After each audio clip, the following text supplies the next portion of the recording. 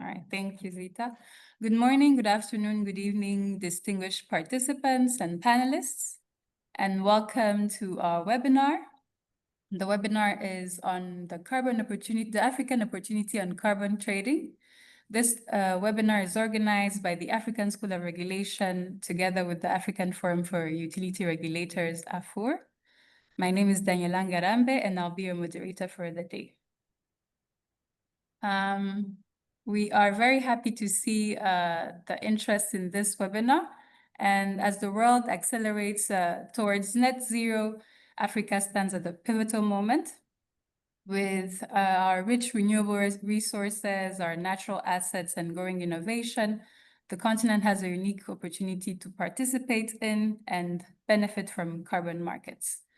So here's how today's sessions will run. We'll begin with key remarks from our director at the African School of Regulation, Dr. Shetima, followed by the Executive Secretary of the African Forum of Utility Regulators. Then we'll proceed with introductions of our distinguished panelists. After that, we'll move into a guided discussion. And finally, we'll open the floor to your questions. So feel free to type them in the chat as we go. Director, you have the floor. Thank you very much, Daniela, and good afternoon, colleagues, partners, and participants. On behalf of the African School of Regulation and in collaboration with the African Forum of Utility Regulators, I'm delighted to welcome you to today's webinar on the African opportunity in carbon trading. Africa contributes the least to global emissions, but unfortunately faces some of the greatest climate impacts. And carbon markets present a chance to mobilize finance, scale renewable energy, and ensure communities benefit from sustainable development. Therefore, today's session is about understanding how these carbon markets work, the opportunities they offer, and the enabling conditions such as sound regulation and transparency that will allow Africa to play a stronger role globally. I therefore encourage you to engage fully with our speakers and with one another, and let us use this platform not just to learn, but to also engage ideas and chart practical steps for Africa to seize its rightful place in this fast-growing space. Thank you for joining us, and I wish us all a rich and fruitful discussion. Thank you, Director. I believe we also have a representative from AFUR on the call. Samuel, if you can hear me, please. Yes, there you go. I'll allow you to speak. Thank you. Thank you so much, Danielle. And thank you, Director at the ASR. It's our pleasure to be part of this process. And we do look forward. Forgive my assistant, she's a bit sick. And we do hope for the best in this important time, because we have realized that there's a lot of capacity building that needs to be done, a lot of knowledge that needs to be shared. And this topic of carbon trading is one that has a lot of interest that would be of great value to Africans to ensure that we all reach net zero. So on behalf of our Executive Secretary, Madame Debbie Roots, I'd like to say thank you very much.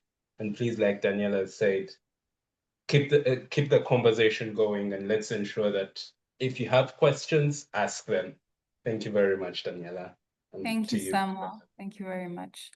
I would like to introduce our distinguished and very, very qualified panelists. I'll start with Dr. Dingane Sithole. Dr. Dingane is an energy and climate finance advisor for UNIDO. He is also a UNFCCC certified expert reviewer who has supported many African governments in developing GHG inventories, NDCs, as well as long-term low emission strategies. He has deep expertise in measurement, reporting, and verification, climate finance and policy, and he has also contributed to capacity building across Africa and international climate reviews, while lecturing applied climate science at the University of Zimbabwe. Welcome, Dr. Dingane. Welcome. Thank you. Thank you. Our second panelist is Mr. Dario Brescia. Thank you. Yes, thank you. Mr. Dario Brescia, he's a senior consultant at Perspective Climate Group with nearly 20 years of experience in carbon market mechanisms. He has managed and registered dozens of projects in Asia and Europe. And today he advises governments and private clients on Article 6 design, methodologies, and carbon asset monetization, bringing both technical and strategic insights to carbon trading. Welcome, Mr. Dario. Thank you very much, Daniela. Yes, our third panelist, our only woman on the panel, is Dr. Lydia Omuko-Jung. Dr. Lydia is the lead legal consultant at Climate Focus. She's a qualified attorney specializing in the legal and regulatory aspects of carbon markets. Dr. Lydia has advised governments in Africa and South Asia on legal frameworks for Article 6 of the Paris Agreement and drafted carbon market regulations, as well as supported public and private entities in structuring carbon transactions and negotiating agreements. Welcome, Dr. Lydia. Thank you for having me. Yes, and our final panelist, but not least, we have Dr. Samir Tapa. Dr. Samir is a senior lecturer in climate change and energy transitions at Loughborough University. His expertise lies in low carbon development, renewable energy policy, and carbon markets. And he has extensive research and advisory work across Africa as well as Asia on how carbon trading can support sustainable energy transitions. Welcome, Dr. Samir. Thank you so much, Daniela. Thank you very much. Thank you all for being here today. So I'll begin our discussion with a question to set the stage that I'll let Mr. Dario respond to. So I'd like for Mr. Dario to briefly explain the key principles of carbon trading and how these apply in both compliance and regulatory markets, just to set the stage for the conversation. Thank you. Yes, thank you, Daniela. And first, let me thank the African School of Regulation and the Africa Forum for Utilities regulators to invite me at this very interesting event. And I join the previous words that there is it's an important time to really make use as much as possible of the potential of the carbon markets to minimize or to accelerate, let's say, the energy transition in Africa. So I'll try to be very brief and condense as much as possible the functioning and the key elements of the carbon markets, how they work and how this apply to the voluntary and compliance market. In short, in a very small nutshell, the carbon markets, it's a carbon pricing mechanism that enables governments and non-government actors, so NGOs, but primarily companies, multilateral institutions, to generate and trade carbon credits, so that are generated from mitigation activities. That means either emission reduction or removal. So I'll get a bit more in detail into that. Each credit basically represents 1 ton of CO2 that has been removed from the atmosphere or that has not been emitted. We've been talking about compliance and voluntary market. What does it mean? Compliance markets are basically linked to a legally binding carbon pricing scheme or an international agreement like the Paris Agreement, or could be a carbon tax that basically puts a legal requirement to the entities that are covered. And so in this sense, carbon credits can be used within this legally binding scheme. For voluntary markets, what we intend is the voluntary action of private companies, but also government or also individuals in the use or generation and use of carbon credits for voluntary purpose, as the name says. So this means offsetting emission from a product or from the operation of a certain facility or an organization, or support mitigation beyond own targets. And also it's important because carbon credits can be used as the basis to make certain claims that we increasingly see coming from different companies. There's regarding the compliance market, there's principally, let's say, one international or two international mechanisms that are being defined by the Article 6 of the Paris Agreement. So I'm talking about the Article 6.2, which is a mechanism that allows bilateral or multilateral cooperation to trade internationally transfer mitigation outcomes, ITMOS. Try to remember this name because you will hear this quite often when looking at carbon markets. This Article 6.2 basically allows countries to reach a bilateral or multilateral agreement, so to define their own rules and requirements on how to generate carbon credits, and these credits are then authorized for international transfer between the two countries. Also, private companies can participate in this agreement, but the general agreement, the general framework and bilateral agreements must be signed by the countries. Then the private entities can let's say, participate in these bilateral agreements. Article 6.4 establishes a mechanism that is centrally governed by the UNFCCC, supervised by the supervisory body, Article 6 supervisory body, and it's more structured in terms of requirements, process, and how to generate carbon credits. It's for those that are a bit familiar with the carbon credits, we can say that this is the successor of the CDM. And then we have the voluntary markets. Under the voluntary markets, there's a number of standards, an increasing number of standards. The biggest one, just to name two, for their size or the volume of market and credits that they cover and generate, it's Gold Standard and Verra, but there's an increasing number of standards that are coming online also in the past years that are also covering separate different niches or focusing on certain technologies or areas. It's important to remember that also voluntary credits, for example, issued under BCS or Verra, could be used also under compliance mechanism. For example, there could be a carbon tax that allows to offset part of the liability of the tax using the carbon credits, depending on the rules and regulations that are set. Very briefly, how to generate carbon credits? Well, one, we will need to select a carbon program, so be it Article 6.4 or a voluntary standard, and then needs to prepare all the documents that are needed and required by the carbon standard, so that this can be validated by a third party, an external third party that confirms that the project will be implemented according to the requirements that are set by the standard. Once the project is registered, it's implemented and starts operation. And after some time, the operation of the activity of the project needs to be monitored and recorded and reported, so that this can be verified again by a third party that certifies that the project was actually operating according to what was described in the project document, and this is still in compliance with the requirements from the carbon standard. Then carbon credits can be issued by the standard or by the UNFCCC if it's an Article 6.4 activity, and they can be sold to buyers. What's important to say regarding Article 6.2, so we're going back to this process is more or less the same, both in voluntary and compliance market. Article 6.2 is a bit different because, as I said, countries can set their own rules and procedures, so this process here might be slightly different, but in principle, it's more or less the same. What's important and what differentiates 6.2 from the other mechanisms, including 6.4, it's the fact that the countries agree and authorize the ITMOS to be transferred abroad. So there's a seller country and a buyer country.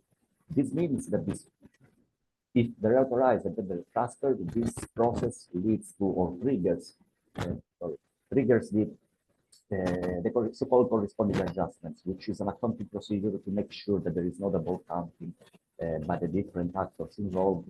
And in this manner, this trade of emission reduction or carbon credits, sorry, it's duly recorded, and so it's also taken into account in the national GHG inventory and the emission balance in the countries, so that this is also reflected, and this affects also the ability to reach the NDC targets and the mitigation targets.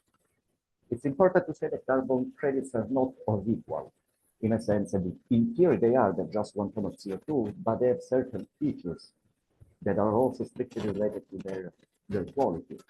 So this means there's a number of different features, but the most important I would like to highlight here is the environmental integrity, so the additionality, ensure permanence for the removal activities, avoidance or minimization of adverse impacts, transparency, and especially prevention of double counting. All these criteria and also some other elements, at the end of the day, are also affecting the quality of the carbon credits, which means also affects the price of the carbon and the attractiveness for certain buyers, because as you probably heard in the past months and also years, there's an increasing scrutiny from the public opinion on the quality of carbon credits and how they're used. So utilizing very low quality, let's say, carbon credits might lead to reputational and also financial risks that need to be minimized and avoided. From my point of another thing that it's important to say, I was talking about 6.2 and the authorization, the corresponding adjustments. These are not necessary or mandatorily applied also to DCM, of course, being voluntary, but also to neither to 6.4 activities. This doesn't mean that they cannot get the authorization. Why it's important to stress this point? Because it's not only related to the double count, nor, let's say, linked to that. Having a credit with an authorization that will be triggering the corresponding adjustments will surely affect their price. So everybody expects in the market, and my colleagues can also maybe spend a couple of words on that. This type of credits will get a better price on the market, which at the end of the day has an important, let's say, element to be considered when implementing mitigation activities. Basically to conclude my intervention, I was trying to be as brief as possible. I possibly missed some elements. Happy to receive any question if you need any additional information or clarification on some of the things that I said. To complete my intervention, I will say that there's a number of sectors that we see in Africa with a big potential or a large potential for mitigation activity and to get support through carbon credits.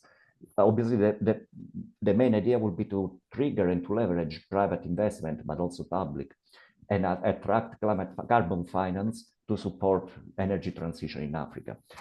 Specifically, the sectors that have been already, to some extent, that already saw some activities being implemented, carbon activities being implemented. It's surely, we are talking about dissemination of clean technologies and also supporting expansion of the generation capacity, but also urban and rural urbanization. So specifically, it could be grid extension, could be installation of off-grid renewable devices and standalone system, agricultural services. For example, we've been involved in water pumping, solar water pumping systems, introduction of e-mobility, which is quickly picking up in several countries in Africa. And there's many activities that are happening in different countries. Production of green fertilizer, green ammonia, for example, biomass use for household or industrial heat production, and also grid-connected generation for LDCs. There's a little bit of, I'm mentioning specifically LDCs because due to additionality, not every country can allow powered grid-connected wind and solar, basically due to additionality issues because the cost of the renewables is basically lower than fossil fuel, so this creates some additionality issues. But I think I'll make a full stop here, right, Daniela? I think Yes. Perfect. So just some time. Thank you very much. Thank you very much. Thank you very much, Mr. Dario. I'd like for us to expand on the last point you mentioned during the last during your talked about Africa having a large potential. And I'd like to ask our other panelists to respond to this question around their perspective on what are the most promising opportunities for African renewable energy producers so that they can benefit from carbon markets today. I'd like to leave the floor first to Dr. Lydia for her intervention on this question.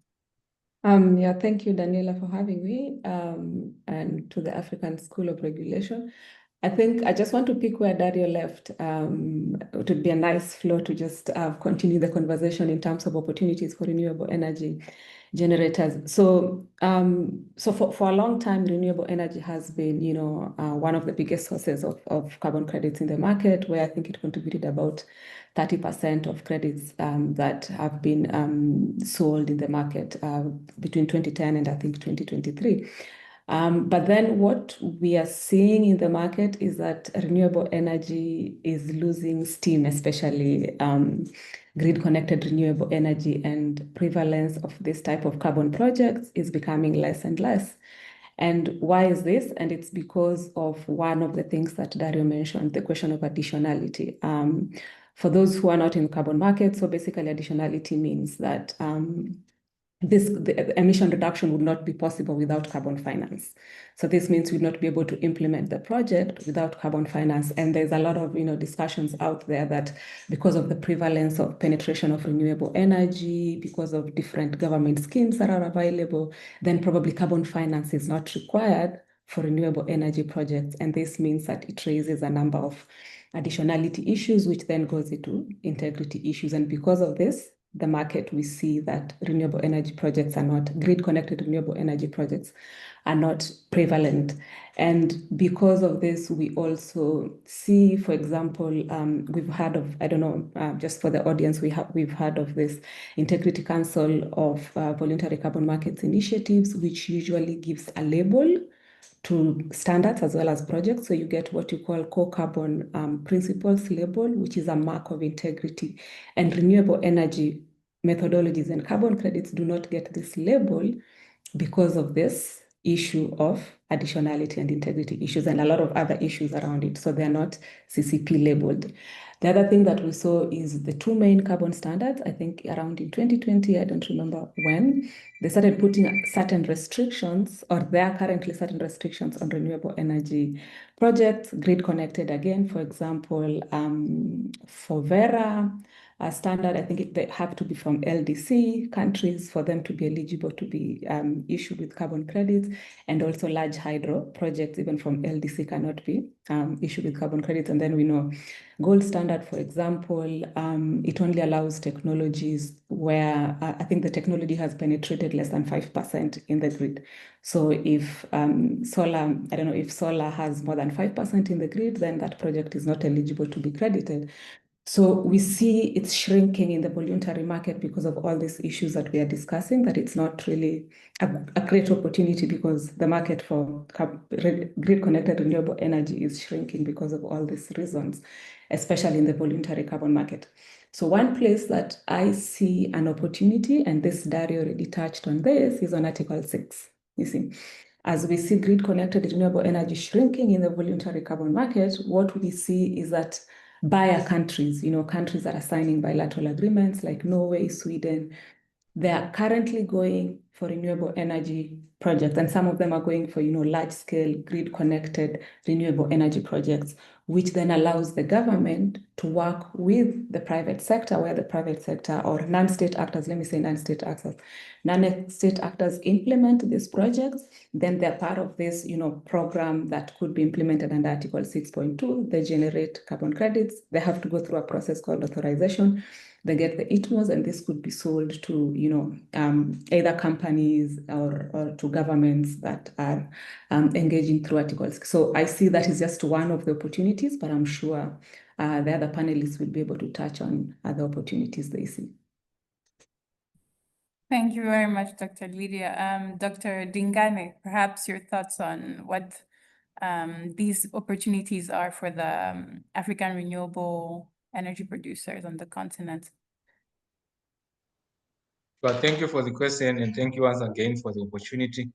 I will maybe, as a way of starting, just speak from a broader sense in a way by saying broadly we have the two types that Dario talked about, the one that is voluntary and the other one that is basically regulatory. I think for me, the other big opportunities, if we look around Africa, the cap and trade mechanism or kind of trading is not really well developed in Africa if we compare with other regions. So I'm seeing it then as an opportunity wherein if the continent or even if regional economic blocks can think and plan around that, then that's also creating an opportunity in the market instead of maybe possibly relying or leaning largely towards the voluntary one. So that's the that I can also flag at the moment. And thank you, Lydia, also for talking about that on the cap and trade, which can be created and also managed from Africa. I see that as an opportunity because certainly such markets are not really well developed on the continent. Yes, I do. Thank you. Thank you, Dr. Dingane. I'd like to shift a bit the conversation around carbon finance and impact finance instruments. And this question will go to Dr. Samir. How do you see carbon finance and impact finance instruments, such as those used in the MECS program, feeding into the wider African energy financing ecosystem? And what role can they play in complementing traditional sources of finance for clean energy access? And perhaps also talk about the different projects you're working on at the MECS. Yeah, thank you. Yeah, thank you, Daniela. Thank you for that question. Can you hear me, please? Okay, yeah. No, so yeah, just to touch upon that in terms of, you mentioned MECS. So MECS is a modern energy cooking services program. It is a program financed by the UK government and is working in the global south for promoting different multi-fuel kind of modern energy cooking services. And we have a bit of more focus on the electric cooking, primarily because of the things that we were talking about earlier with respect to also being able to enhance the electricity connection together with electric cooking. So that's where this earlier talk with respect to grid connection of renewables. And in terms of the financing ecosystem, one of the things that I wanted to touch upon was the possibility of broader linkages between carbon and climate finances.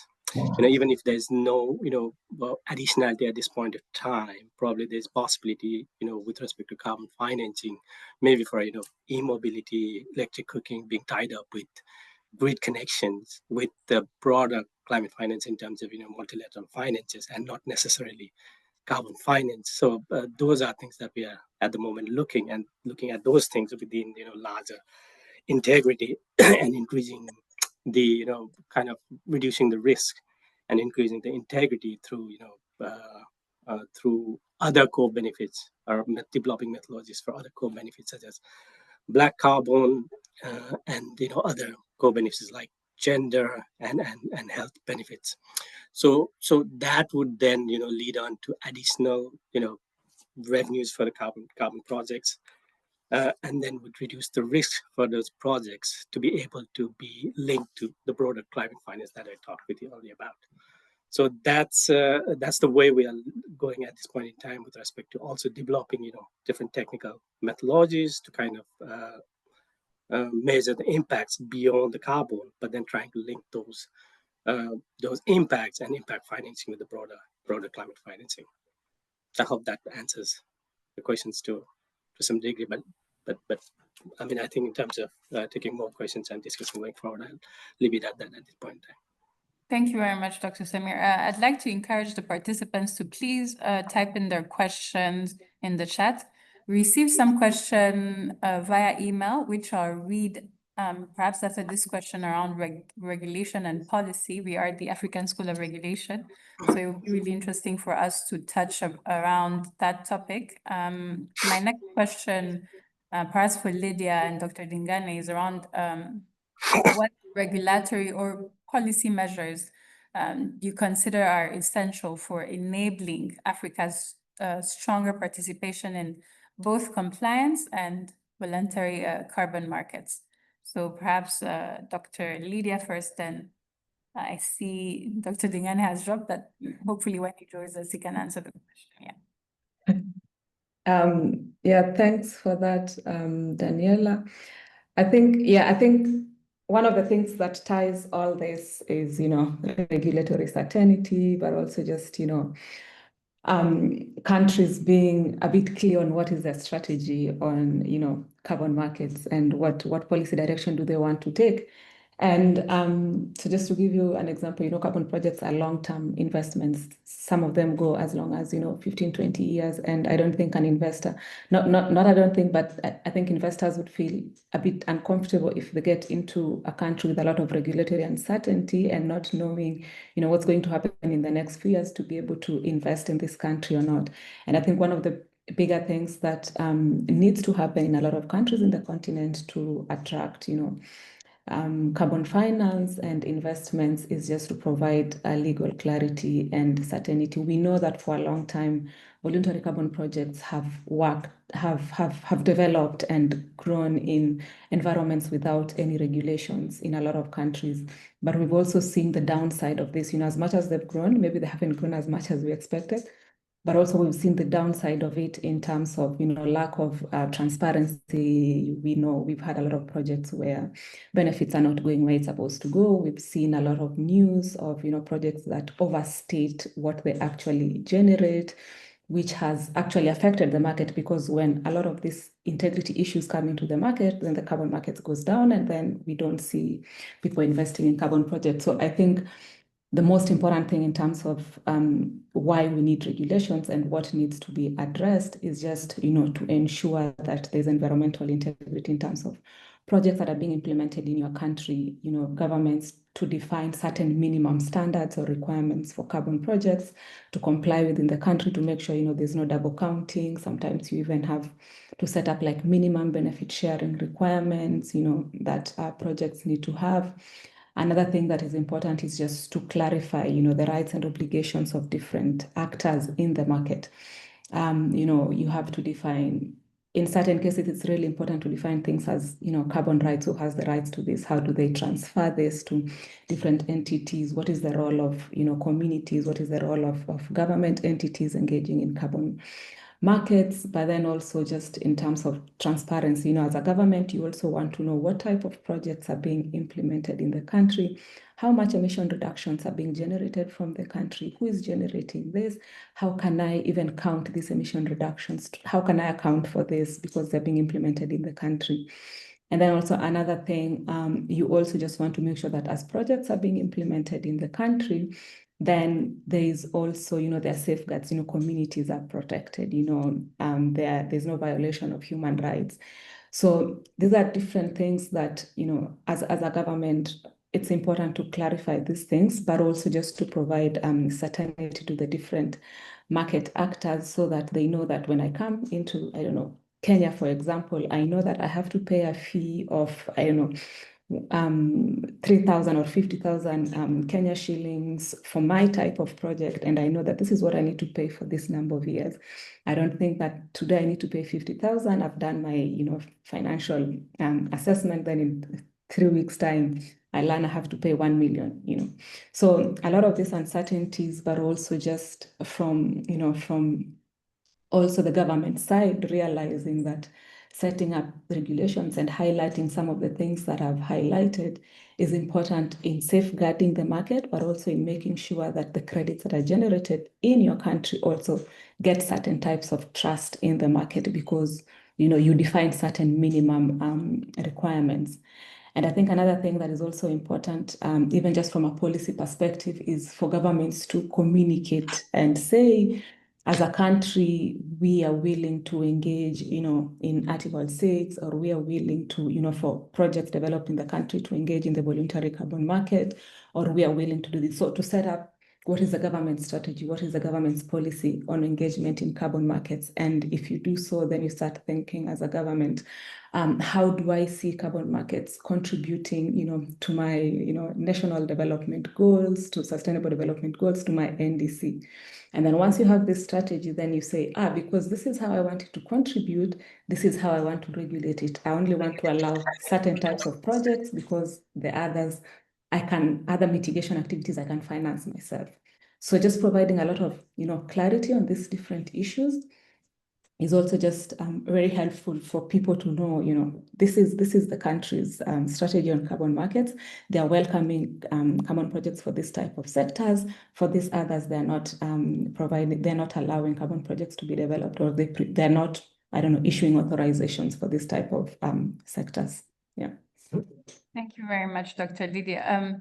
Before I come back to you again, I'd like to maybe ask Mr. Dario to give us success projects or success countries in terms of how regulation really aided a country's specific participation in a successful carbon market. So perhaps examples from Europe, and then perhaps Dr. Lydia or Dr. Dingane and Dr. Samir can give us examples in Africa and South Asia. I can give you an example from my personal experience. I was based in China for 8 years. Yes. And please there... hold the mic so that we can sorry. hear you. Sorry. Yes. Yeah. And China took a little bit of time to understand the potential of carbon markets. Once it got it clear, the regulation was there. And exactly echoing what Lydia said, if you, let's say, design the regulation clearly, entrepreneurial companies know what to do, then things are smoother. China was the largest market, well, due to the size and the economy of the country, but also because the regulation was pretty clear there, and also in terms of implementation. Very briefly, but maybe some of the other colleagues can say something about that. Ghana is one of the examples in Africa, especially for Article 6, because it managed to set a nice framework faster than other countries. And this, I would like to stress that in other cases, maybe give it also the other side of the coin, there are not, let's say, not failure cases, but cases where we saw countries that took 1, 2, 3 years to negotiate a bilateral agreement. And then this leaves the investor and companies in a situation where, okay, there's a huge potential, especially under Article 6.2, for example, because prices are significant. We're talking about 20 to 30 euro per ton. There's a significant potential for my company for supporting my mitigation activities, but you are stuck because governments needs to sign an agreement, and if it takes 2 years, you may also run the risk that your assets are gone, or that you cannot develop it anymore, or that you don't meet certain requirement of carbon standard or carbon markets in general. So I fully echo what Dia said, and yeah, happy to hear also from the colleagues other success and failure cases, or less successful, let's put it this way, maybe without making names. Yes, thank you so much. We have Dr. Dingane back on the call, so maybe he can give us his thoughts on this question. Sure. Thank you very much. I think certainly the quality of the infrastructure, that is the soft infrastructure, the institutions, and also the regulatory framework has already been highlighted by Lydia. And I will pick one recent example. Why? Because actually in Africa and in other parts of the world, it was or it is a very good example of some development by Zimbabwe, of course, where the country developed a carbon trading framework and instrument based on the blockchain technology. But what is quite striking with that is the regulations then require all credits, whether voluntary or compliance, to be developed in compliance with Article 6. What has that done is increasing the quality of credits coming out of the country, because all projects, whether you want to trade on the voluntary market or on the compliance market, are developed meeting the standards of the compliance market. So I would say that's an example of how governments or how countries can also increase credibility, value of the carbon assets. And of course, the benefit sharing scheme as well from Kenya, I think, is another good example where in such interventions can lead to increasing the value and obviously also the credibility of the carbon instruments that are developed within a country. I think I can hand over to other colleagues also to add some good examples. Thank you very much. May I quickly jump in here, Daniela? There's a little point that I would like to highlight, because sometimes we also make the mistake to think that carbon markets work in vacuum. They don't. They need to be linked to institutional framework, business community, how the country is doing in terms of attracting overall investment. If one country is not successful in attracting investments, you won't start with carbon credits. You won't solve the problem only with carbon markets. So we need to think carbon credits as one instrument in an environment where there's a number of other things happen: regulatory, economics, financials, technology, expertise, and capacity building for people. So it's a number of different things that make a country successful or not. It's not only the institutional framework, which is one of the first one that I can think of, but it's not the only one. So I would want to stress this point. Sorry for jumping in. No problem. Thank you very much for that intervention. I would not like to monopolize the conversation, so I'll take the questions from the Q&A box. We have 7 questions now. I'll start with the question around, this one is for Dr. Samir. What role do you see carbon finance playing in driving clean cooking access in Africa? And what might an effective implementation framework look like at the country level? So this one is for Dr. Samir.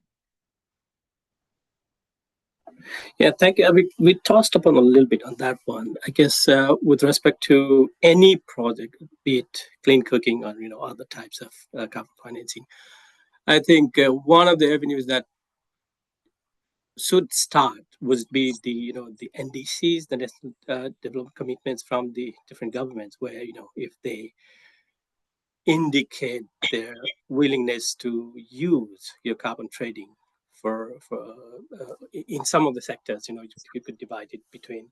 Normally, that's how it's done, is to divide it between conditional and unconditional, and conditional being the ones where you are seeking finance to carry out those projects. And that could, as I said earlier, could be carbon financing or the broader climate financing.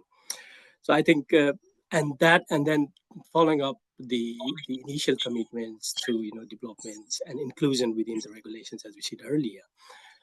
We of course understand that in terms of the Article 6.2 can be done between bilateral governments, and which do not necessarily require these frameworks. But then having a framework then will bring all the different players, all the stakeholders within that, rules of the game, so that it will address all the different issues of integrity, ambition, and including benefit sharing that we discussed about earlier. So I think that is very much important, and also quite related to, in terms of what we are discussing in terms of the regulations. Beyond that, particularly focusing on clean cooking, I would say, as I said earlier, trying to emphasize its input in terms of the impacts on the broader SDGs and the work that we are doing with respect to also unpacking other SDGs. So that would be important in terms of unpacking clean cooking through the carbon financing, carbon trading.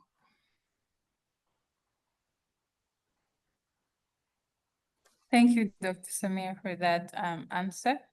I think we have a question. Thank you. We have a thumbs up. That's good. We have a question for Dr. Lydia. I think you touched around, you talked about additionality. So somebody wants to get more clarity on that. And the person says, can we get more clarity on the additionality, conditionality related to carbon financing? As far as I know, the person says, as far as I know, most conventional polluting technologies are not accessible for many on the continent, let alone solar PV systems or new clean cooking technologies. So just to understand, who determines what is considered as additional or not? Yeah, nice question, an interesting question that we are all discussing, in the carbon market space in terms of additionality. We might say that renewable energy projects are not additional, but the markets are very different, right? The conditions in different African countries is different from, Asia, to just say this is not additional everywhere. But yeah, so nice question. But so just to explain the concept of additionality, so it basically, as I said before, you need to show that, the emission reductions cannot be generated without the carbon finance. So there's no other source of finance that would be able to be sufficient to implement the technology and generate the emission reductions. And usually there are different ways to assess additionality. There's the investment return, which determines whether carbon finance is required for this, but also common practice if that type of technology has penetrated and it's common practice within a certain market. So usually, whether a project is additional or not, and how to assess this is determined by, the different methodologies that are provided by Carbon Standard. So each methodology then has a way to establish additionality. Every time you're developing a project, you have to, determine which standard you go for, either gold standard, Verra, or the many others that exist there. And then under Verra, each Verra has a lot of different methodologies for each and every different type of project that you can develop, including renewable energy projects. And in each methodology, there's a description of how you show additionality. And this is just how, it's shown in the context of, for example, renewable energy, just the investment return, as well as the common practice. So generally, globally, it's considered that renewable energies technologies, grid-connected renewable energy technologies are not additional because of the reasons that are raised, because there's a belief that, first of all, there are a lot of government schemes that are already providing support to this type of technologies, but also that this type of technologies have become more accessible and they've become cheaper and all this. So based on all these discussions, this is where the issue of additionality comes in the context of carbon markets with renewable energy projects. And that's why they're considered not additional in a lot of methodologies. Yes, except, the exceptions that I gave, for example, from LDC, Verra allows such projects, and then from gold standard, if you show that this type of technology has not penetrated more than 5% in the grid. But I think one key thing that is missing in all this discussion is that, the markets are very different. And I think Daddy also touched a little bit on this. There are other barriers to adoption of renewable energy in different markets. Some of them could just be the lack of grid infrastructure. If, there's no grid infrastructure, there's no uptake of renewable energy. So we cannot say that, renewable energy is easily accessible or can easily, is widespread in certain areas. There's also just a lot of, different political risks, different administrative risks. So it's difficult to just say blanket that renewable energy projects are not additional globally. And I think this should, at the end of the day, be market, specific. And we also need to check the different challenges, the different markets, and how this affect actually renewable energy penetration. Because what happens is that at the end of the day, we see that maybe the carbon finance that we could tap on in certain markets where it's actually needed. I don't say that it's needed everywhere, but in certain markets where it's actually needed, because of this concept that, it's not, renewable energy is not additional, irrespective of where it is, then it prevents certain, entities or certain markets that could access carbon finance from accessing it. Yeah. But I'll leave it there for the others to also contribute to the discussion. Thank you very much. Yeah. Go ahead,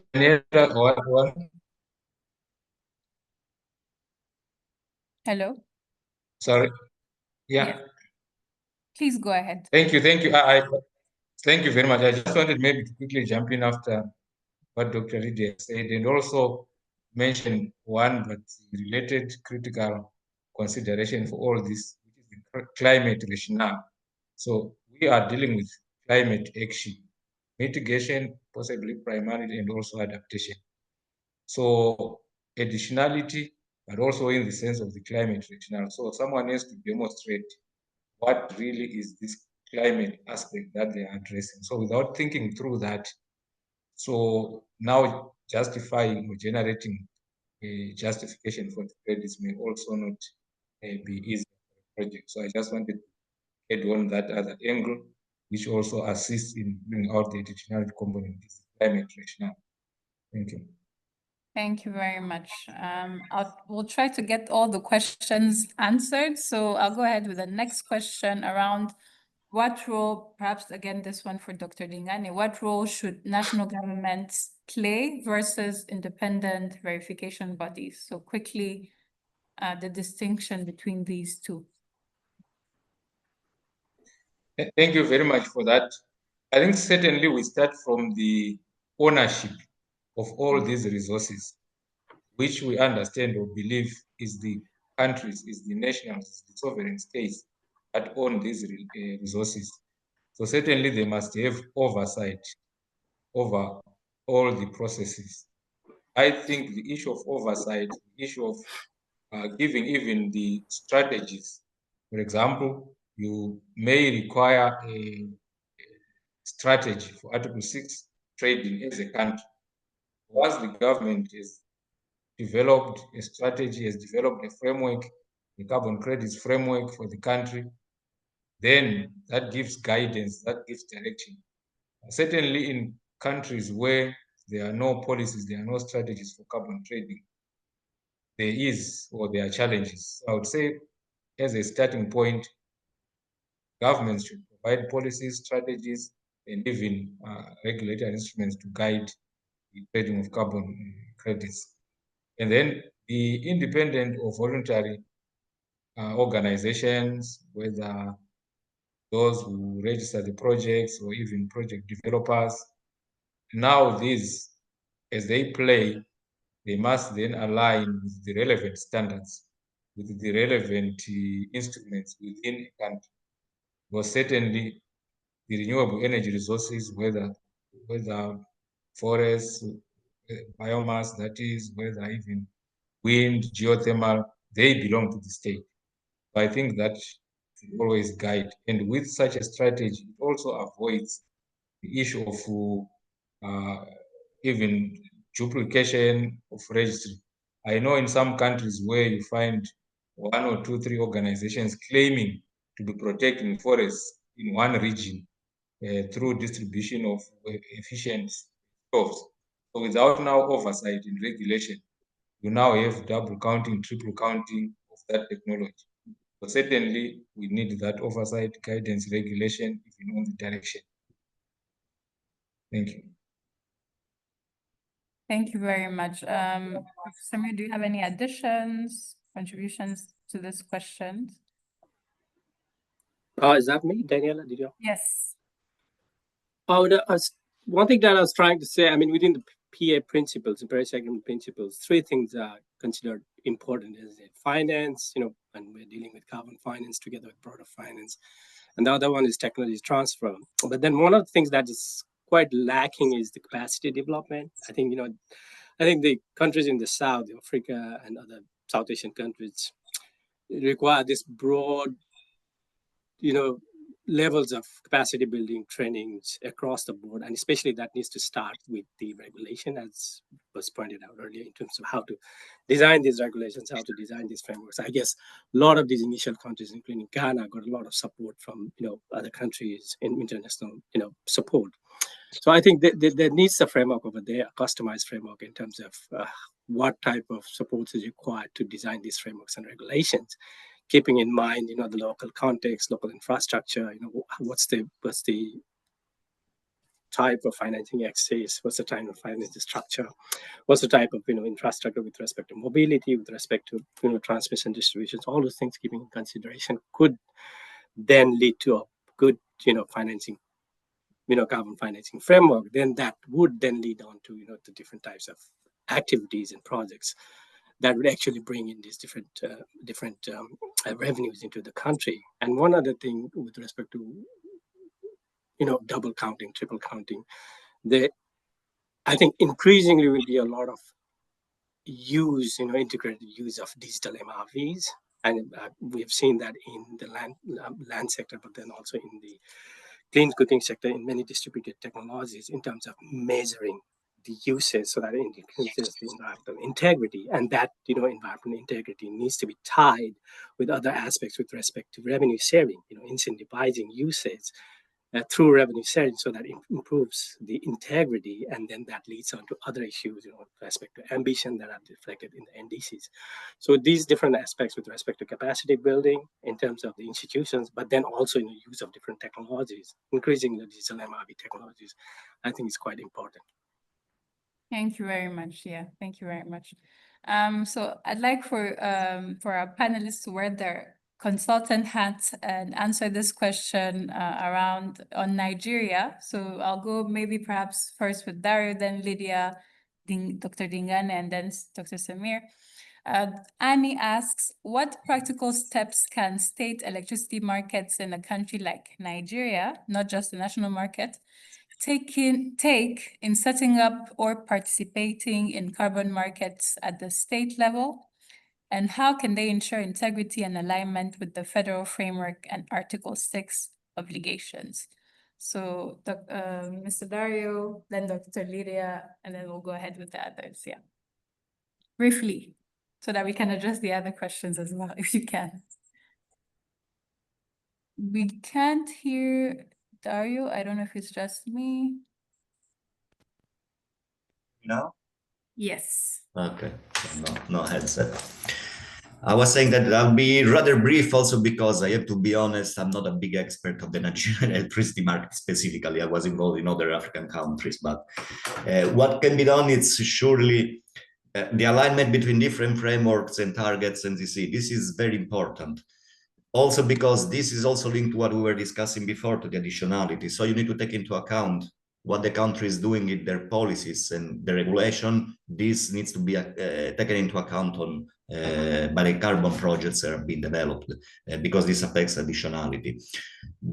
Again, the suggestion is having clear frameworks, but from a practical point of view, identify the technology sector, subsector, where the country really sees needs and priorities, and focus on those one first, because that will be the easiest way to attract investment, to create a functioning framework, and to also see what are the gaps. Could be financial instrument, could be some regulation that is missing, could be technology. So focus on what's really needed for the country in the electricity market in this case, and yeah, try to figure out how this could fit into carbon projects. Maybe one thing that it's worth highlighting again is I don't want to give the impression that anything goes in carbon market. So there's a number of rules and regulation that needs to be respected. So additionality, for example, but also as Mr. Dingane was saying before, you need also to be sure that you're actually creating a mitigation impact.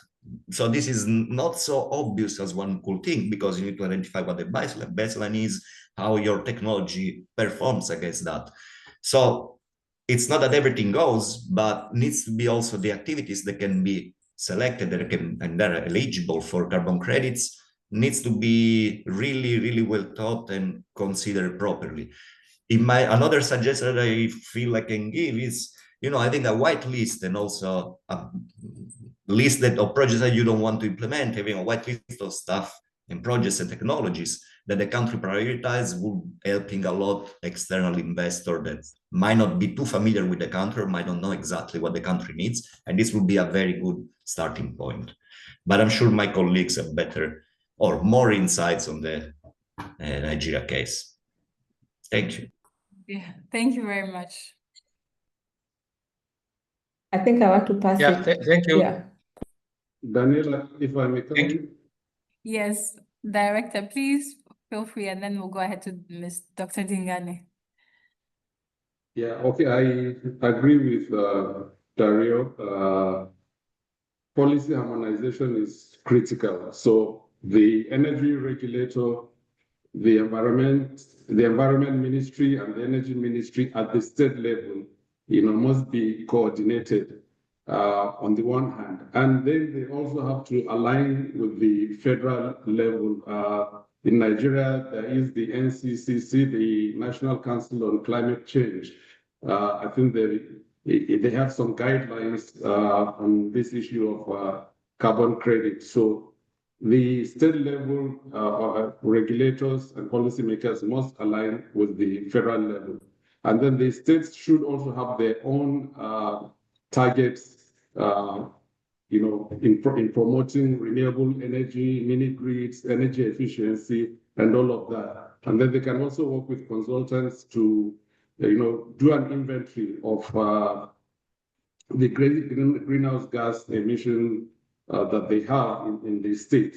And of course, finally, I would say capacity building and training is very critical for the operators at the state level, the officials at the state level. Thank you.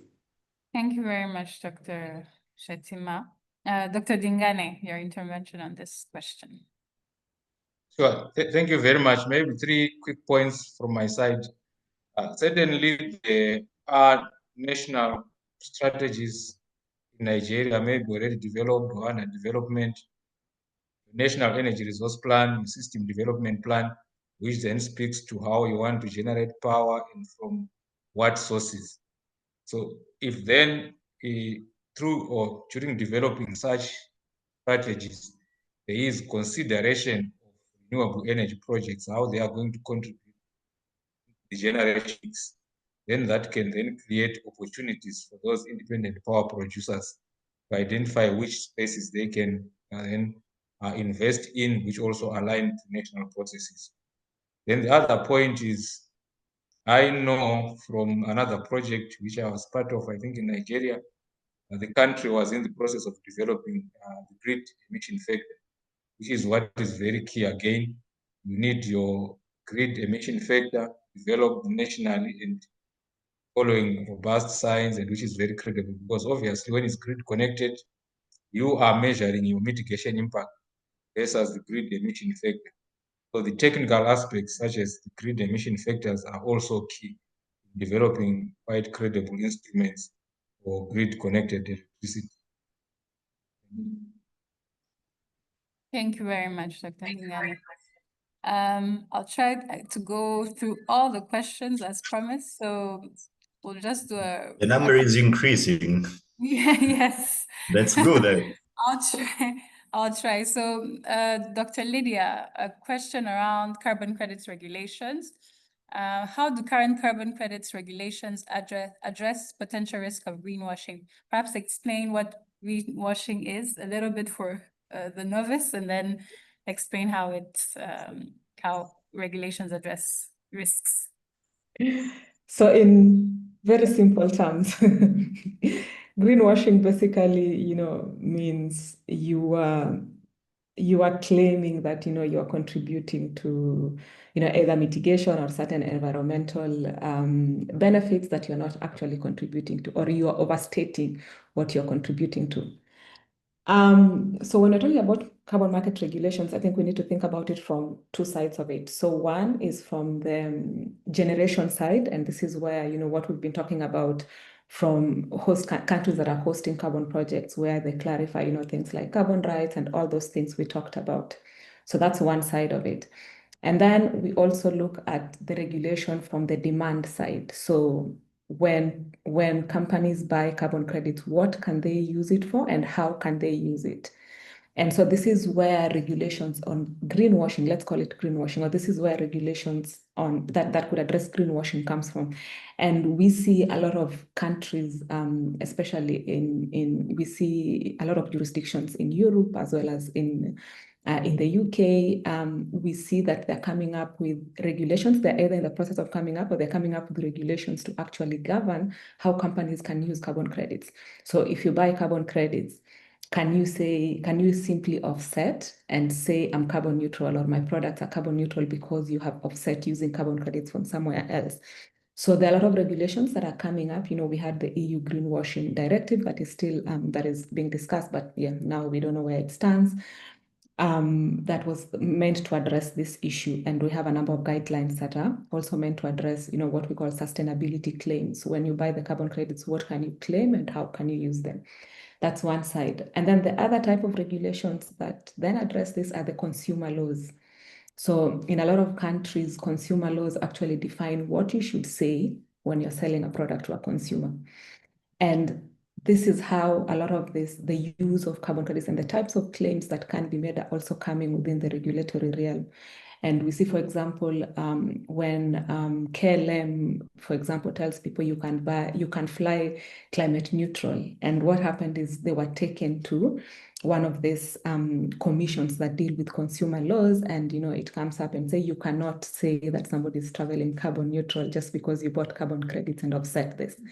So yes, there's a lot of regulations that are coming up on the use of carbon credits, or also the use and the types of claims, but also there are existing consumer laws that are now regulating what you can say and how you can say, and even what label you can put on your product when you use carbon credits, or even just environmental, sustainability labels that you can put on your product. Yeah. Thank you very much. May I make a very quick addition here, Daniela, because Lydia perfectly explained the point. I just want to add that this greenwashing thing is becoming extremely risky even for companies, because we see number of suits and law and people or companies brought to to the court because of exactly of their claims. Some people were there even to claim that, you know, there were LNG, natural gas shipments free of emission. So if it's good that there's more regulation, because company otherwise will be a bit too loose on that. But this is very risky, and we saw this increasingly happening, increasing scrutiny in not only in Europe, but also in Asia, in Africa, and also in South America, everywhere. Because, yeah, when it's too much, I guess. But that's my personal point of view. So thank you.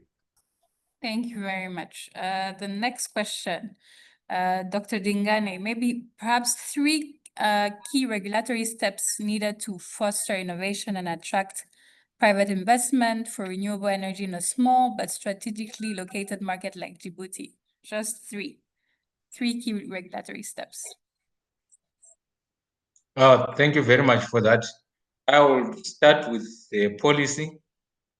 So you need policy focusing on renewable energy, and then followed by a strategy. What we have also observed across, especially many countries in Africa, people or jurisdictions develop policies and end there, and then forget to go on and develop the relevant strategies, which then can make sure that the policies.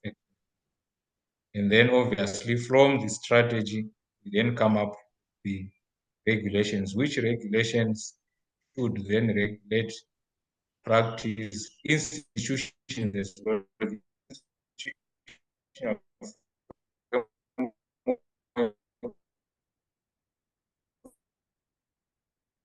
We are losing Dr. Dingane. Yeah. Hello?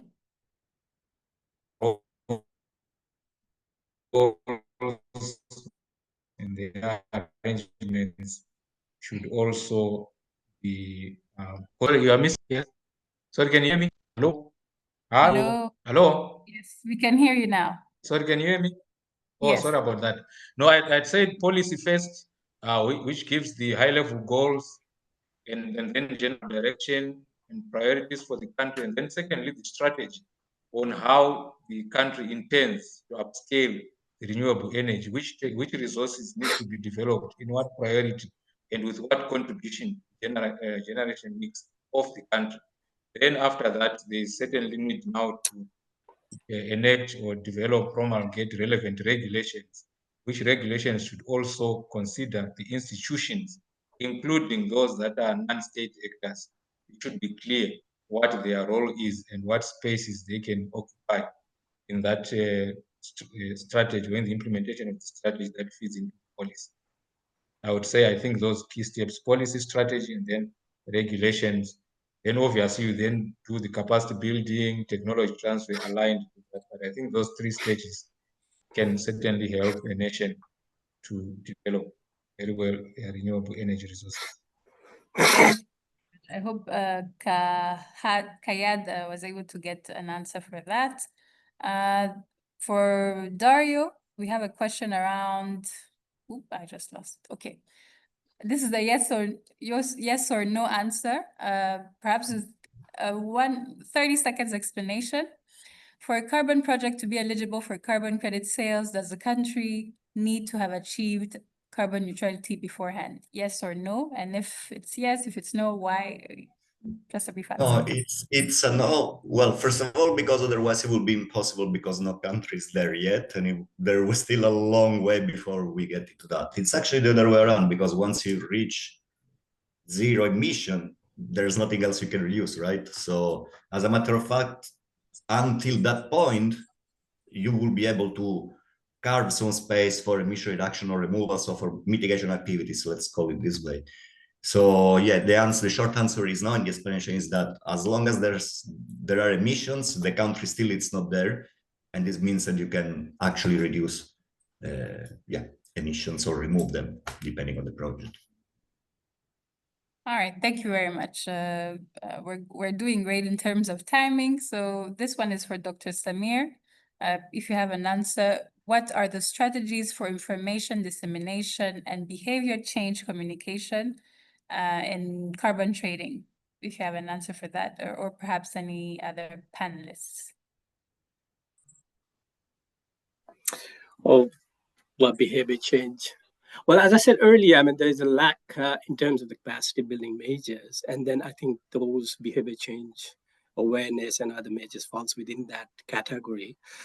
But yeah, I think, as I said earlier, there needs to be a broad level of different capacity building materials across different target groups. As I said earlier, with respect to starting with the, preparation of these frameworks, this could include, policy level, government level, institutional level, target groups. But then when you think about other, especially users like, clean cooking technologies or other e-mobility technologies, then there needs a mass, I guess, behavior change, communication models, like,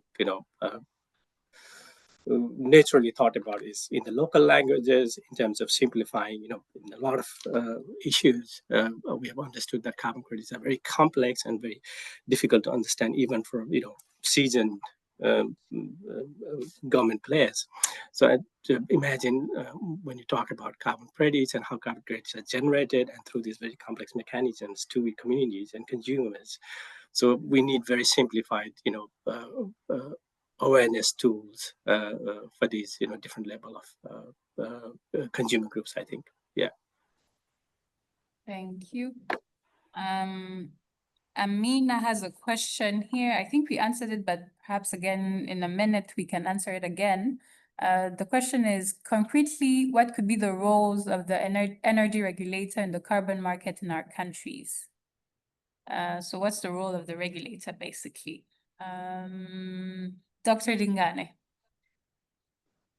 Sure. Thank you very much. So I think as even the title says, energy regulator. So they first should provide a framework for development of renewable energy projects. That is the licensing part of it. So through developing frameworks and also capacitating institutions to expedite the process of registration and also issuance of generation licenses, that can be key. The other key role they can also play, I was witnessed in another country again, a case where an IPP, an independent power producer, developed some microgrids with the aim, obviously, of generating some power and possibly credits. But before long, the government then extended the grid to that rural area, that remote area. So the other role that also the regulators can play is clearly indicate areas, possibly even in the form of green energy zone or green special economic zones for investment in renewable energies. They can also assist, for example, in assessing the national renewable energy resources, national biomass resources, also conducting national studies on the abundance of wind, where it's technically possible. Information can then inform investors and also guide which areas is government targeting for the national utility also to work on, so that the independent power producers and other players may also know which opportunities are there. So there is regulation, there is also determining the resources, national energy, renewable energy resources in their different types and categories, and then signifying what priorities are for the nation, which then clarifies which areas also the other players can attempt or can target. Then in the whole scheme of things, then there is a national, I would say national coordination, national level in terms of developing this project. Thank you. Thank you very much. This question is for Dr. Samir and Dario, around the difference between EU CBAM and the UK's approach. I'll leave it to Dario. Thank you. Thank you. But I think we're a little bit exceeding, let's say, the scope of carbon markets here, but I'm not fully sure what they mean with the UK approach. I can spend a couple of words on the EU CBAM.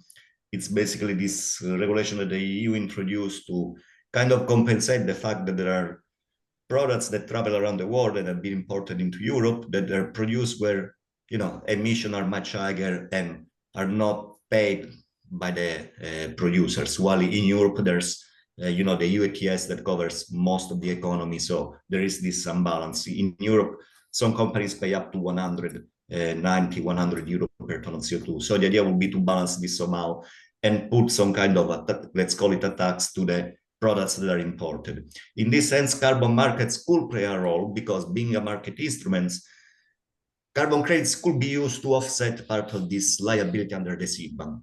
Unfortunately, this is not yet in the regulation. It's being discussed. It's been proposed, including by us, because we've been working on around this topic for Asian countries in this context. So at the moment, there is no direct link in the sense that you can use carbon credits under the CBAM. It's been discussed. I would hope that this, you know, it's accepted by EU, but let's see how this goes. On the UK approach, I'm not sure, honestly, what we're talking about. So maybe I'll leave it to Samir then. Thank you, Dario. That was a very smooth move on your end.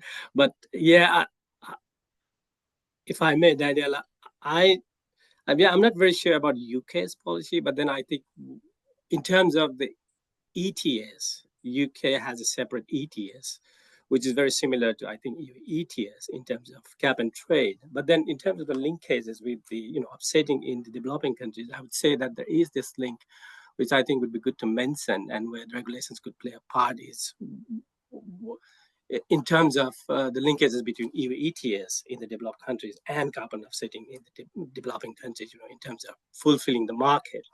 And looking at the different ETS markets in terms of whether what level of, you know, emissions do they want to be covered by offsets from the developing countries. Like, for example, if you consider Switzerland, a certain level of their ETS, their cap, mandatory cap, could be fulfilled by buying offsets from these developing countries, isn't it? So in that context, you know, you also can think about purchasing parity, whereas, you know, in terms of also thinking about guidelines where there is not a large price margin within, so that very little money flows to the developing countries. So, I mean, if you think about guidelines where there is not big margins and more money flows to the bigger project developers and then to the revenue sharing in the developing countries. So in that context, I think it is important of that link between, you know, this larger ETS and the carbon market in the developing countries. Yeah. All right, thank you very much, Dr. Samir. There's a question for me, but I'll leave it to the experts. A question on additionality. Is it possible to do a carbon credit project in retrospect or for a plant that's already commissioned? Dario, Lydia. Yes, you can, but every standard and every methodology has a cutoff point. You know, if you register a project today, you can only credit maybe what you've generated the last 2 years. So every methodology, again, as we said, every standard has a cutoff point on from when you can start crediting. So if you register today, you can go back, but only, I think, in most cases, 2-3 years, but not that much. Yeah.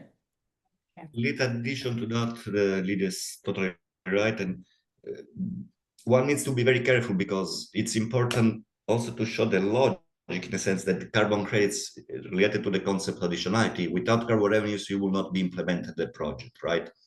So it's hard to then justify this if after 5 years you say, oh yeah, 5 years ago I needed the carbon credits to do the project that it's already operating. So it's also a matter of showing and demonstrating. This means also evidences and, you know, documents that needs to provide it to the validator, that when you made the investment decision, you were aware of carbon, the owner was aware of carbon credits and was actually seeking carbon credits for implementing the project. So this is an important part that needs to be demonstrated and shown. So yeah, then there's slight different ways to prove it or requirements from the standard or from the methodology. This is completely right, but the overall picture needs to fit together and make sense. If the validator does his job properly, this is something that we'll check. Thank you. Sure. Yeah. Maybe one point for me as well. I think what is also important for all for the project developers is to think and consider the carbon credits or the standard under which the project is to be registered as the project is being developed. Because certainly different standards also specify what technologies or which technologies qualify and what methodologies for those technologies. So if you develop, for example, a project, then later on you then decide to go back and try to register, you may find that maybe the relevant standards are not yet developed for certain type of technology that you have. So my advice is, as you think of developing a renewable energy project, even energy efficiency, whatever, also look around what kind of standards exist for possible carbon credits. Then you also identify the relevant technologies that would require this. All right. Thank you. We have a question around if the panelists are aware of any carbon credits developed in the mining industry. I can give it Are I any- see that Samir wants to go for it, so sorry. Sorry. I can Go give ahead. it a quick answer. No, Sorry. please go ahead. I don't have no Yeah. idea with respect to mining, please. Maybe we can also, let's say, kill one bird with two stones. I can also touch a little bit as a question on mini grids so that we address a couple of questions. So Perfect. in the mining sector, from what we heard, there's obviously some projects that are focusing on production of electricity, renewable electricity to be used in the operation. And we've heard also not so many cases, but at least one or two companies that were looking into electric mobility for the transport from to and from the mining site. So there is something happening there. I will not say it's the largest category or activity type that it's out there, but something could be done depending. Obviously, this depends on the specific of the country or the mining site. Regarding the mini grids, very quickly, and then I'll give it to Samir. Mini grids are very interesting because this is linked to what I was saying before. Carbon projects don't grow in vacuum. Mini grids, the mitigation opportunity is surely there because in many cases you will be replacing very dirty and inefficient grid diesel generators. So the mitigation potential is there. That methodology are out there and they're very straightforward, also simplified, the number of default parameters. You don't need to go crazy with sampling each and every guy that is connected to the mini grid, what is doing with the electricity. What is the trick? That the mini grids, even without carbon credits, sometimes don't work. They have technical issues. Most of the cases, people can't afford it. And if they cannot be connected, then there goes your carbon credit. So there are opportunities, large one. We've been working with also some multilateral institution that was looking into mini grids for a number of years, but it's a challenging sector. So, yeah. Thank you. Yeah, Daniel, if I may just to add on to what Dario said, mini grids, to give some examples. So we are working on with respect to development of mini grids, but with electric cooking, so over there, I mean, there's an expansion of the sector in terms of the methodologies that are being used for clean cooking are now being, modified to suit those kind of mini grid applications for schools at this point in time. But it could be, as Dario mentioned, for other applications, other institutional applications. But then that touches upon also with respect to additionality in terms of renewable energy mini grids. They are not additional, but if you talk in terms of the services and outputs that are required, and if you bring in that kind of cooking services, then that becomes additional, So I think it's very important, as Dario and others pointed out, that mini grid going forward, not only in terms of lighting, but fulfilling other services with respect to SDGs. All right, thank you very much. We have a question in French here, but by Mamadou.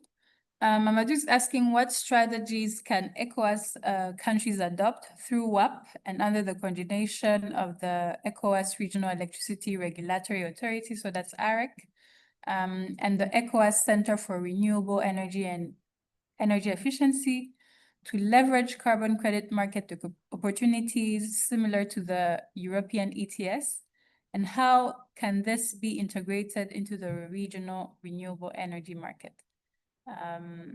Perhaps Dr. Dingane, if you could provide an answer to this one, strategies ECOWAS countries can adopt through WAP.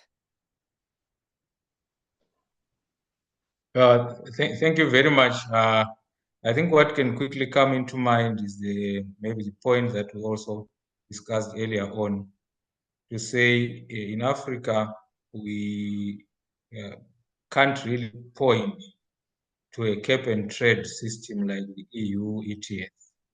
So I'm thinking ECOWAS maybe can be a very good starting point where they can also develop a cap and trade system for trading carbon credits in the renewable energy space.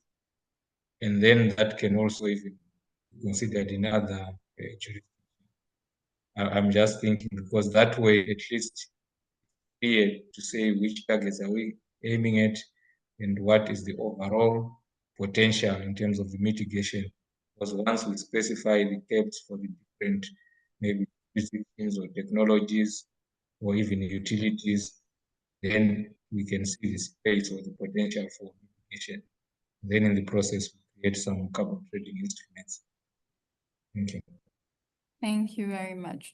I might not be able to fulfill my promise. We're almost we're almost 2:30 GMT.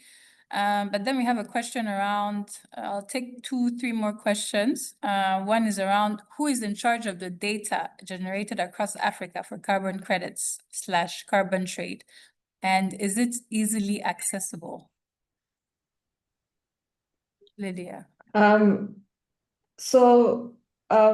All carbon standards have their information in their registries public, except certain confidential information that they can't make public. So if you want to know, how much carbon credits have been generated from projects in Africa, or how many of them have been retired, which means how many have been bought, and in certain cases you'll even know who has bought them or who has retired them, because this information is usually in carbon registry. So you can just go to Verra carbon registry and type there. You can even select a region. You can even select continent Africa, and then it shows you all projects registered there. Then you can go to Verra, Gold Standard, Plan Vivo, all these carbon standards. They have this information that is available.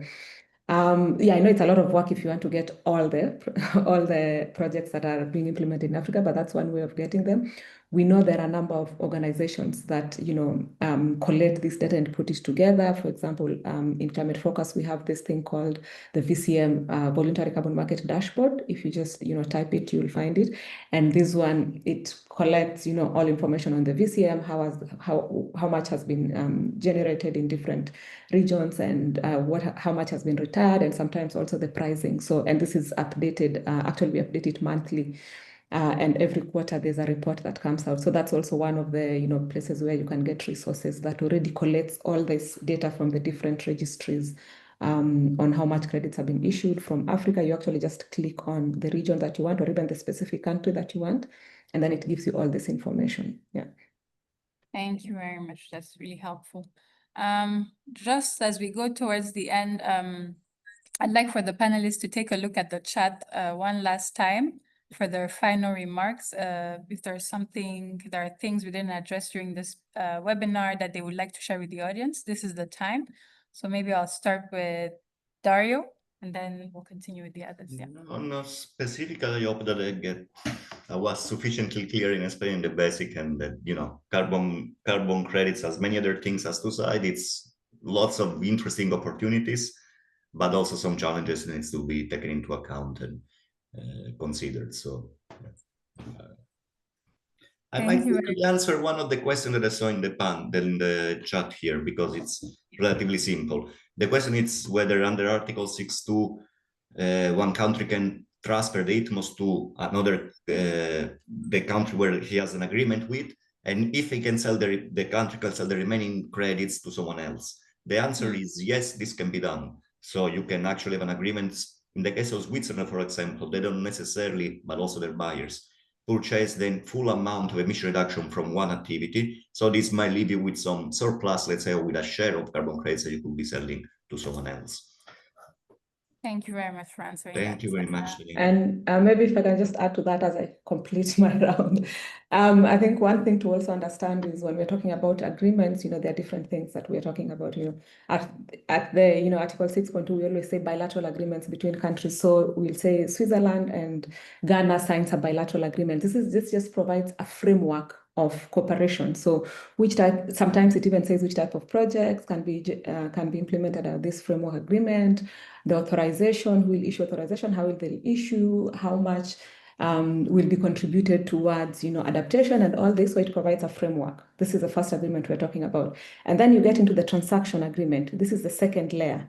So you have this bilateral agreement, and within it, there could be different projects that are being implemented. So you have a transaction agreement that might be signed again between country to country, Switzerland and Ghana, if it was a government-to-government transaction, or it could actually happen that a private entity in Switzerland signs a contract, which we call a mitigation of non-purchase agreement, with an entity in Ghana. So this is the one that facilitates the transfer of the ITMOs, but within the larger bilateral agreement framework that has been set up. So we need to remember this, and this is how, for example, Switzerland is working. You have CLIC, which is, an entity which is not the government, and then it sources from private entities in Ghana, and this is just based on a contract, but then there's a larger framework agreement. So the framework agreement is just large. It provides a framework, and you can develop a lot of, other agreements below it. So I think that's just something that I wanted to clarify, but also just on my closing remarks, just say there's still a lot that we need to,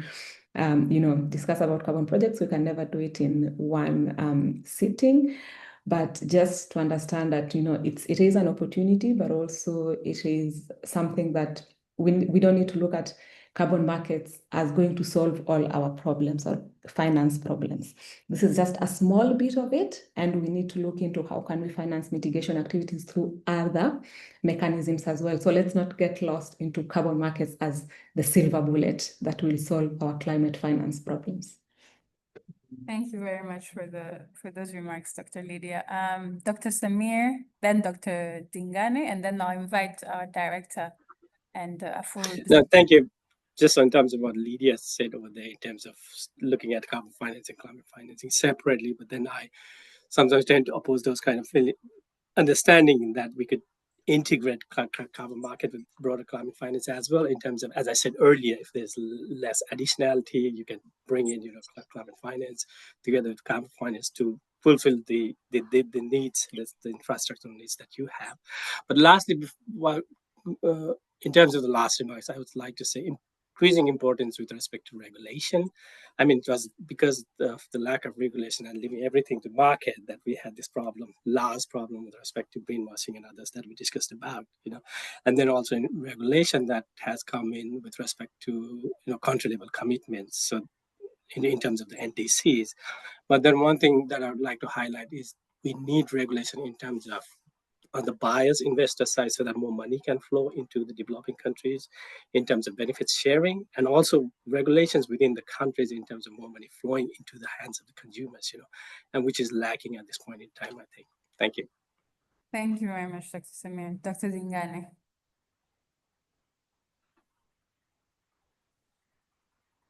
Hello. Can you hear us? I think Dr. Dingane is frozen. Thank you. For me, I think 3 key points. Can you hear me?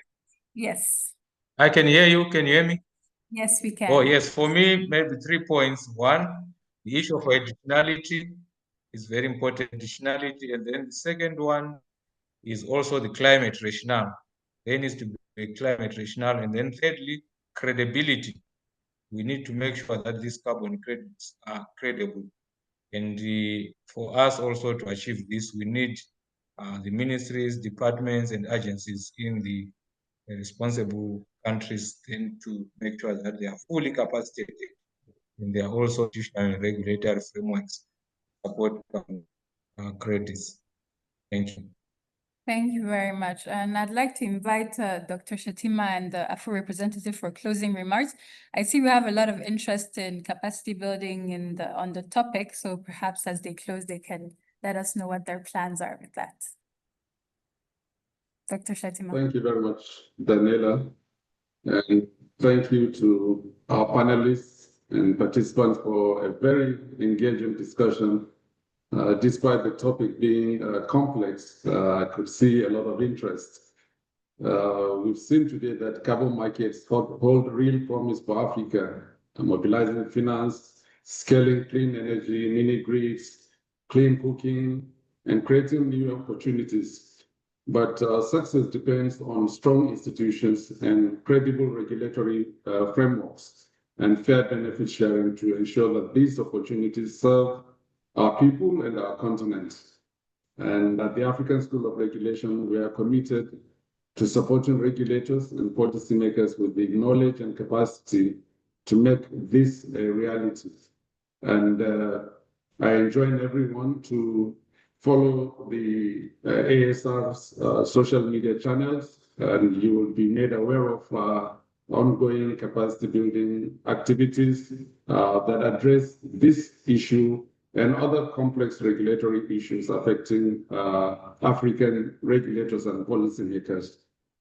Thank you once again for joining us, and we look forward to continuing the conversation in future ASR programs. Thanks, everyone. Thank you, Dr. Shatima. Samuel?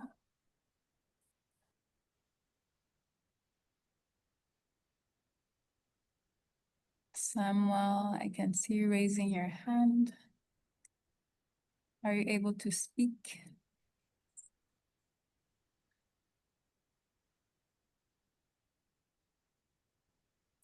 Sorry, can you hear me now? Yeah. Okay. On behalf of the African Forum for Utility Regulators, I'd just like to thank each and every one of our panelists who have contributed.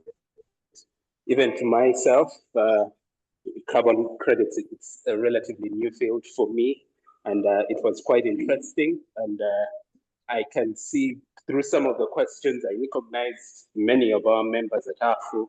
You could see the big and keen interest in capacity building on this, and we shall continue working with the ASR to develop what we can to ensure that Africa is better situated for dealing with these